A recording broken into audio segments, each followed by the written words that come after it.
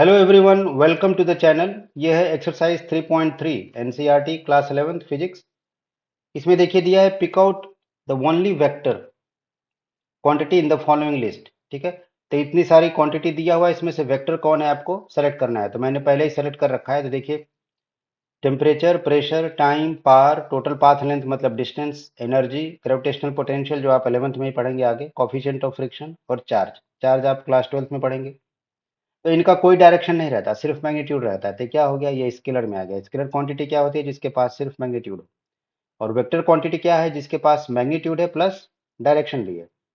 तो इसमें से एक इम्पल्स है जो आपका क्या आता है, वेक्टर क्वांटिटी आता है। क्यों? क्योंकि इम्पल्स होता है, जैसे अगर हम डिटेल तो जे से डिनोट करें तो ये होता है एफ टी डी टी, मतलब फोर्स को आप टाइम के साथ इंटीग्रेट कर दें।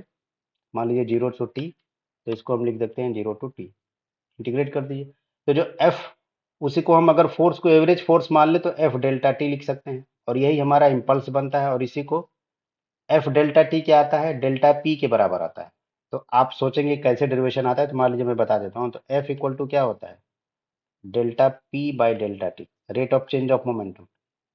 तो इसमें आप एफ के साथ डेल्टा टी का मल्टीप्लाई कर दीजिए तो क्या आएगा, डेल्टा पी।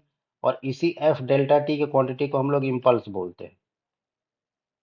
और डेल्टा पी क्या है, मोमेंटम। तो मोमेंटम क्या होता है, मास इंटू वेलोसिटी। ये क्या होता है, मास इंटू वेलोसिटी। तो वेलोसिटी तो वेक्टर क्वांटिटी है।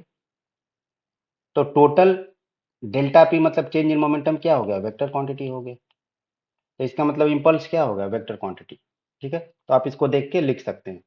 तो होप आपको इसका सॉल्यूशन समझ में आया होगा। Please subscribe to the channel for more videos, share with your friends, like also. Thank you.